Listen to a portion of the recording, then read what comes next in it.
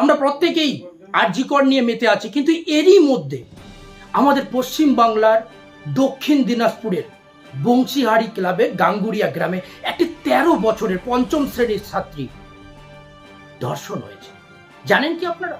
নাকি ঠিক সেরকম যেরকম আমরা আরজিকর নিয়ে মেতে আছি, আরজিকর নিয়ে প্রতিবাদ করছি, কিন্তু তার সঙ্গে সঙ্গে ঘটে যাওয়া প্রতিনিয়ত যে ঘটনাগুলো ঘটে যায়, উত্তরাখণ্ড থেকে শুরু করে মহারাষ্ট্র, বিহার, উত্তরপ্রদেশে দুটো ঝুলন্ত শরীর, সেগুলোকে যেরকম করে আমরা পাত্তা দেইনি, ঠিক একই রকমভাবে আমাদের পশ্চিম বাংলার বুকে দক্ষিণ দিনাজপুরের গাঙ্গুরিয়া গ্রামের সেই ১৩ বছরের দলিত পরিবারটিকে বা দলিত বাচ্চাটিকেও ভুলে গেছি।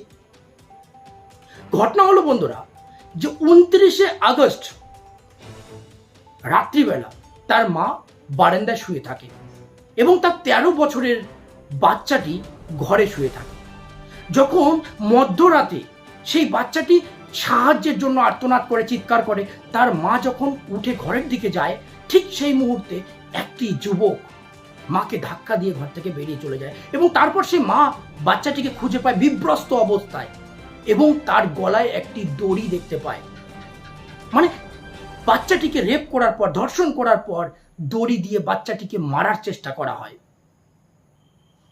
জানা গেছে সেই ছেলেটি, সেই যুবকটি সেই গ্রামের তৃণমূল কংগ্রেসের সমর্থক প্রিয়নাথ রাজবংশী, মানে তৃণমূল কংগ্রেসের একজন বুথ লেভেলের নেতৃত্বের ছেলে প্রিয়নাথ রাজবংশী।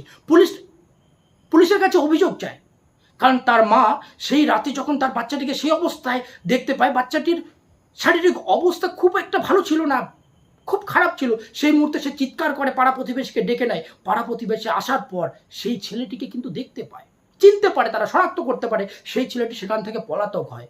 তারা বাচ্চাটিকে তড়িঘড়ি হসপিটালে নিয়ে যায় চিকিৎসা করার জন্য। বাচ্চাটি এখনো পর্যন্ত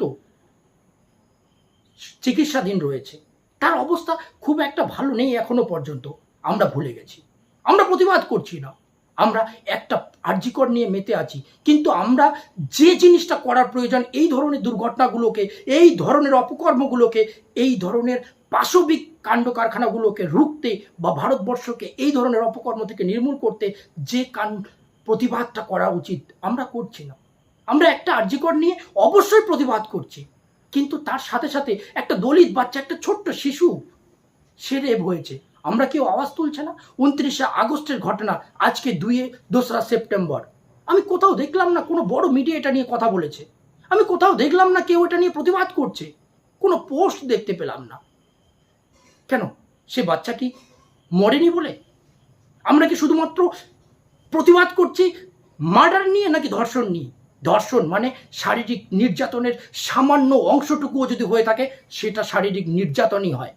আমাদের প্রত্যেকটা ধর্ষণের বিরুদ্ধে রুখে দাঁড়াতে হয়, কিন্তু কেন জায়গা বিশেষে, কেন সে গরিব বলে আমাদের এই পার্থক্য, কেন প্রতিবাদের ভাষা আলাদা রকম, কেন আমরা কেন বিভেদের জায়গায় যাচ্ছি? আমরা একটা ধর্ষণ নিয়ে প্রতিবাদ করছি, আর একটা নিয়ে নয় কেন?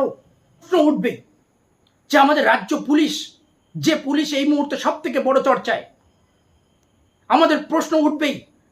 স্বাস্থ্যমন্ত্রী, স্বরাষ্ট্রমন্ত্রী, তার বিরুদ্ধে প্রশ্ন উঠবেই যে উনি বারবার ব্যর্থ হচ্ছে মহিলাদেরকে সুরক্ষা দিতে, উনি বারবার ব্যর্থ হচ্ছে বাচ্চাদের সুরক্ষা দিতে। কেন? কেন এই ধরনের ঘটনাগুলো? দেশের পরিসংখ্যান কি রয়েছে, বাইরের রাজ্যের পরিসংখ্যান কি রয়েছে, সেটা অবশ্যই বাস্তবিক, কিন্তু আমাদের রাজ্যে এই ধরনের ঘটনাগুলো যে দিন দিন বেড়েই চলেছে, সেটাও বাস্তবিক। উনি দায়বদ্ধ থাকতে বাধ্য, উনি দায়বদ্ধ, কারণ উনি পদাধিকারী।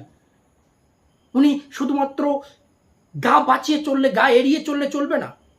উনি রেসপন্সিবিলিটি নিয়েছে, ওনার রেসপন্সিবিলিটি প্রত্যেকটা নাগরিকের সুরক্ষা সুনিশ্চিত করা। কিন্তু মমতা ব্যানার্জির মুখ থেকে কোনো রকম বার্তা পেলাম না এখনো পর্যন্ত। ঠিক যেরকম আমাদের বর্তমানে ঘোলাঝোলে মাছ ধরতে নেমেছে বিরোধীরা আরজিকর নিয়ে, প্রতিবাদের ভাষা তাদের অন্যদিকে চলে যাচ্ছে। জানি না এটা সত্যিকারে তারা দোষীদের শাস্তি চাচ্ছে নাকি তারা একটা ঘোলাঝোলে মাছ ধরছে, রাজনৈতিক ফায়দা তুলছে। ঠিক একই রকম ভাবে, একই দোষে দোষী একটা আরজিকরের, জানি না এটা কতটা বাস্তবিক এই প্রতিবাদের ভাষা। কি বলছে? দোষীর ফাঁসি চাই। তুমি যদি এই ধরনের অন্যায়ের বিরুদ্ধে রুখে দাঁড়াও, তাহলে ঠিক যেরকম আরজি করের দোষীর ফাঁসি চাও, ঠিক সেরকম আপনারও বার্তা দেওয়া, আপনারও পাশে দাঁড়ানো সেই পরিবারটির দায়বদ্ধ আপনি, যে সেই দলিত 13 বছরের বাচ্চাটির পরিবার পাশে দাঁড়ানো। অবশ্যই মুখ্যমন্ত্রী দায়ী, অবশ্যই মুখ্যমন্ত্রী দায়বদ্ধ, অবশ্যই মুখ্যমন্ত্রীকে জবাব দিতে হবে কেন রাজ্যের আইন শৃঙ্খলা দিন দিন এভাবে ভেঙে পড়ছে, কেন দিন দিন পশ্চিমবঙ্গে মানে আমাদের রাজ্যে এই ধরনের ঘটনাগুলো বেড়ে চলেছে।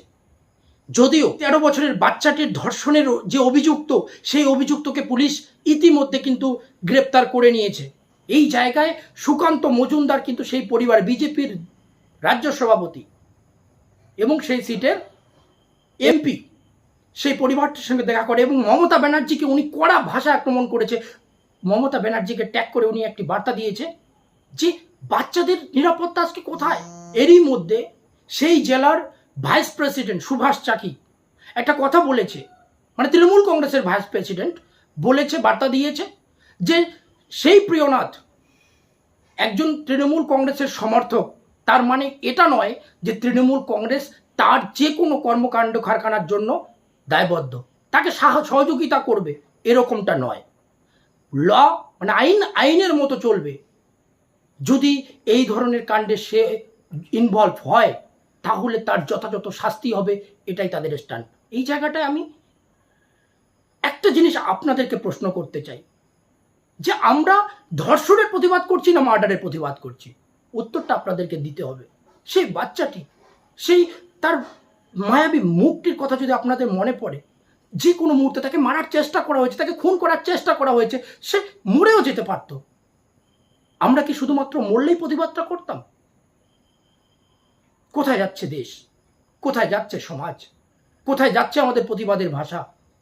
প্রতিবাদ করলে প্রত্যেকটা ধর্ষণের বিরুদ্ধে প্রতিবাদ করতে হবে, তাহলেই আমরা দেশকে ধর্ষণ মুক্ত করতে পারবো।